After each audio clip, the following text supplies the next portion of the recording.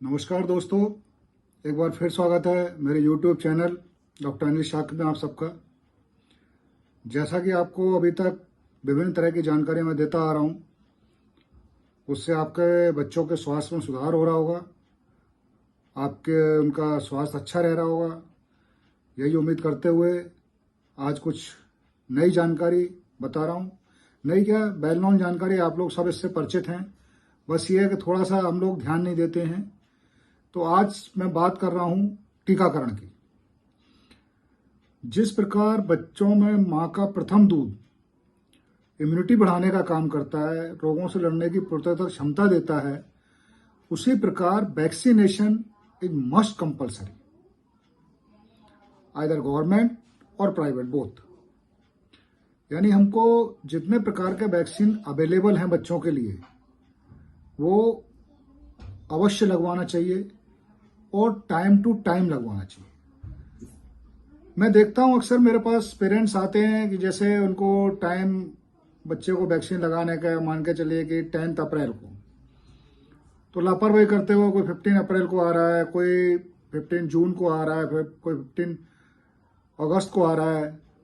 फिर आके सवाल करना है कि भाई सर ऐसा तो नहीं है कि हम लेट हो गए। तो मैं आप सबसे कहना चाहूंगा कि वैक्सीन का जो टाइम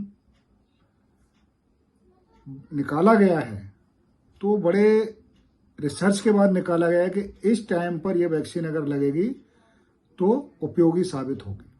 हालांकि वैक्सीन हम कभी भी लगा सकते हैं, फायदा पहुंचाती है, लेकिन फिर भी अगर हमें लगवाना ही है तो हम क्यों ना उसके टाइम का ध्यान रखें, उस टाइम में लापरवाही ना करें।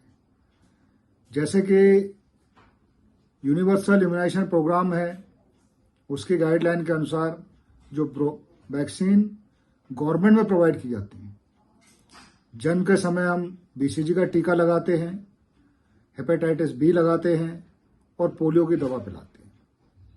उसके बाद फिर जब बच्चा आपका 1.5 महीने का होता है तो 8 तरह के वैक्सीन बच्चे को लगाए जाते हैं, जिसमें आपका डीपीटी होता है, एच इन्फ्लुएंजा होता है, हेपेटाइटिस बी होता है, रोटा वायरस होता है, न्यूमोकोकल होता है और इंजेक्टेबल पोलियो वायरस भी होता है। फिर 1.5 महीने के बाद 2.5 महीने पर सेम वैक्सीन लगाए जाते हैं, 3.5 महीने पर फिर सेम वैक्सीन लगाए जाते हैं। 9 महीने पर होने पर हम मीजल्स का वैक्सीन लगाते हैं और उसके साथ में न्यूमोकोकल का बूस्टर डोज भी लगाते हैं। उसके बाद में फिर 15 से 18 महीने के बीच में हम लोग डीपीटी का बूस्टर डोज लगाते हैं, इंजेक्टेबल पोलियो का बूस्टर डोज लगाते हैं और उसके बाद फिर 5 साल पर डीपीटी का बूस्टर डोज, फिर 10 साल पर जाकर के डीटी बूस्टर डोज। ये बच्चों का शेड्यूल रहता है वैक्सीन का। तो मैं चाहूंगा कि आप लोग बिल्कुल समय से, जो डेट आपको डॉक्टर प्रोवाइड कर रहा है, वही डेट को जाकर के अपने सारे काम छोड़ते हुए उसी डेट को जाकर के वैक्सीन लगवाएं। वैक्सीन हम किसी भी कंडीशन में लगवा सकते हैं, लेकिन जब हाई ग्रेड फीवर हो उस कंडीशन को हमको अवॉइड करना होता है। अदरवाइज थोड़े बहुत दस्त उल्टी हो रहे हों, थोड़ी बहुत सर्दी खांसी हो रही हो या थोड़ा बहुत कुछ भी प्रॉब्लम हो रहा है, तो उस कंडीशन में हम वैक्सीन लगाया जा सकता है और इफेक्टिव भी रहता है।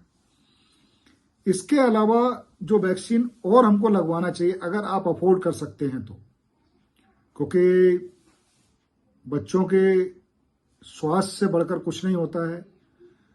अगर हम अफोर्ड कर सकते हैं तो 6 महीने और 7 महीने पर फ्लू का वैक्सीन लगाया जाता है, जो विभिन्न प्रकार के निमोनिया या फ्लू टाइप के डिजीज से बचाने में सहायक होता है।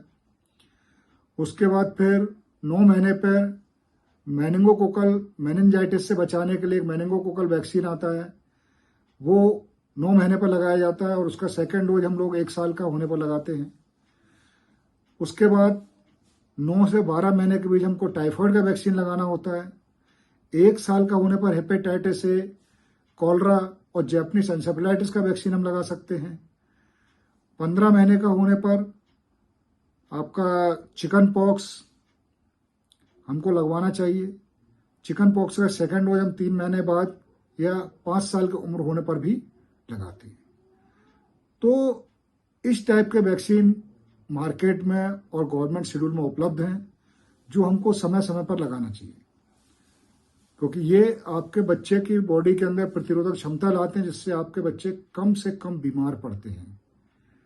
तो मैं उम्मीद करता हूं कि आप ये वैक्सीन समय से लगवाएंगे, और हर वैक्सीन के बारे में मैं आपको डिटेल में बताऊंगा आगे आने वाले वीडियोज में।